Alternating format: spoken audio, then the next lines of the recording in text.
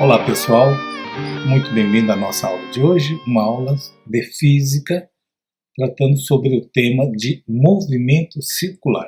Essa questão aqui tem uma mancadinha em sua fórmula e que eu vou explicar para que você não caia, não incorra nesse erro. E para isso, fiquem comigo até o final para que você entenda de uma vez por todas de como resolver esse tipo de exercício. Aliás, um exercício muito manjado em provas de física. Para quem não me conhece, meu nome é Ademar Oshiro, sou professor de Física e Matemática, engenheiro civil e pedagogo, e produzindo vídeos aqui nesse canal para dar suporte aos alunos daqui do Japão e principalmente aos alunos do Brasil. Eu aproveito também para convidar, se você estiver chegando hoje aqui pela primeira vez e gostar da aula, da didática, não deixe de fazer a sua inscrição e também deixe seu like nos vídeos que você mais gostar e recomende aos amigos para que um maior número de alunos sejam beneficiados, até porque esse canal aqui não é monetizado e existe exclusivamente para dar suporte aos alunos que necessitam. Vamos então para a questão de hoje. Caiu na Federal de São Carlos. Para misturar o concreto, um motor de 3,5 HP tem solidária ao seu eixo uma engrenagem de 8 cm de diâmetro que se acopla a uma grande cremalheira em forma de anel com 120 cm de diâmetro, fixa ao redor do tambor misturador. Quando o motor é ligado, seu eixo gira com frequência de 3 Hz. Nessas condições, o casco do misturador dá um giro completo em...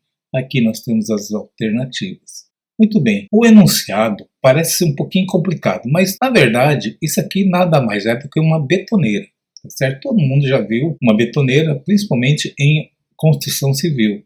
Mas é claro que ele também pode ser utilizado em outras atividades, como pecuária, como indústria de plástico, principalmente, onde há mistura de matéria-prima. O que ele está querendo dizer? Ele tem essa engrenagem menor aqui, ó, tem 8 centímetros de diâmetro, enquanto que essa cremalheira, que é essa engrenagem maior, que envolve o tambor da betoneira, tem 120 centímetros de diâmetro. Se fôssemos comparar, qual você acha que gira mais rápido, a pequena ou a maior? Então, muito cuidado, muita gente confunde exatamente nesse conceito. Por exemplo, vamos comparar aqui com um trator. O trator, geralmente, as rodas dianteiras são menores que as rodas traseiras. Se ele está em movimento, você acha que a distância percorrida por ambos vai mudar?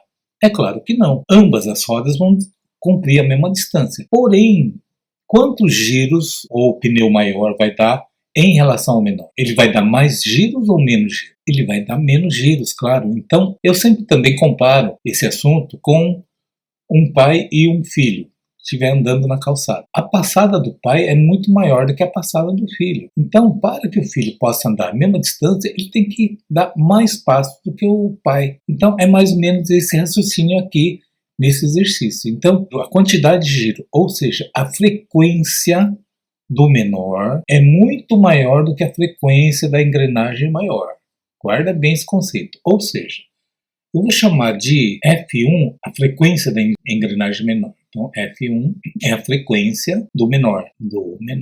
E o F2 é a frequência do maior. Bom, por que eu estou falando de frequência? Por causa dessa formulinha que às vezes você decora e não sabe por quê. Olha só, se eu fizer F2 sobre F1 é igual, cuidado aqui, ó, eu tenho que inverter o diâmetro do 1 sobre o diâmetro do 2. Por que essa inversão? Porque quanto menor o diâmetro, maior a frequência. Ou seja, é uma razão inversamente proporcional. Então, na matemática, quando a gente estuda razão e proporção, a gente sabe que quando acontece isso, a gente chama de inversamente proporcional. Agora, se quanto menor fosse o diâmetro e menor fosse a velocidade, aí seria uma grandeza diretamente proporcional. Aí sim, nós faríamos F2 sobre F1, mesma coisa que D2 sobre D1. Mas isso se fosse diretamente proporcional. Entenderam? Bom, por que eu estou explicando dessa forma? Por causa da pergunta. Olha só, nessas condições, o casco do misturador dá um giro completo em... Ou seja, ele está perguntando para você o tempo que ele leva para dar uma volta. Ora, isso nada mais é do que o período. Então, o período você conhece como T maiúsculo. Então, esse é o período. E qual período ele quer? Ele quer o período do grande, do 2. Então, eu vou chamar T2 o período do tambor da betoneira. Agora, outra coisa que você sabe é que o período é sempre o inverso da sua frequência. Então, se eu descobrir o F2, automaticamente estou descobrindo o período, o tempo da betoneira dar uma volta. Beleza? Então vamos lá. Então, eu utilizando essa primeira formulinha, eu consigo achar a frequência do tambor da betoneira. Então, o F2 sobre a frequência 1. Qual é a frequência 1? A frequência 1 é de 3 Hz. Hz é a unidade de quantas voltas um determinado móvel gira por segundo, tá? O Hertz só é utilizado em quantas voltas ou quantos ciclos ele realiza em um segundo. Então, F2 sobre 3 é a mesma coisa que D1. Qual que é o diâmetro do 1? É 8. E qual que é o diâmetro do 2? É 120. Bom, simplificando aqui, ó, o 8 com 120 vai dar 1 aqui e 15 aqui. Então, essa minha relação ficou F2 sobre 3 igual a 1 sobre 15. O 3 está dividindo, eu já passo para lá multiplicando. Então, meu F2 é a mesma coisa que 3 vezes 1 vai dar 3 sobre 15. E simplificando por 3 vai dar 1 aqui e 5 aqui. Ora, 1/5 é a mesma coisa que 0,2.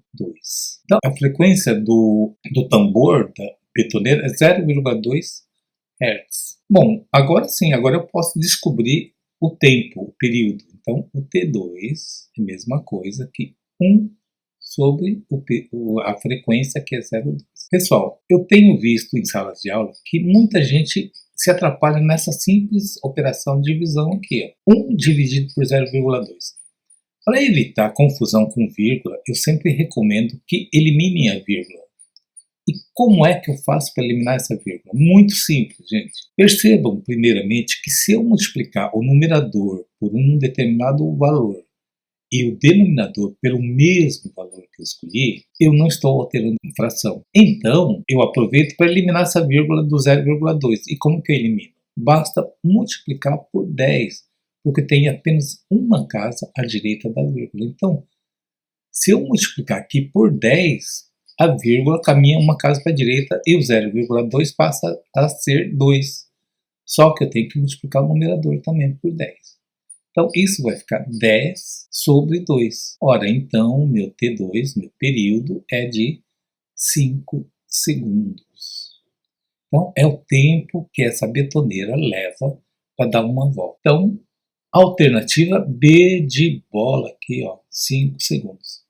Entenderam? Se você ficou com alguma dúvida, não deixa de escrever aí nos comentários ou pode me enviar em inbox que eu terei o maior prazer em tirar sua dúvida. Ok?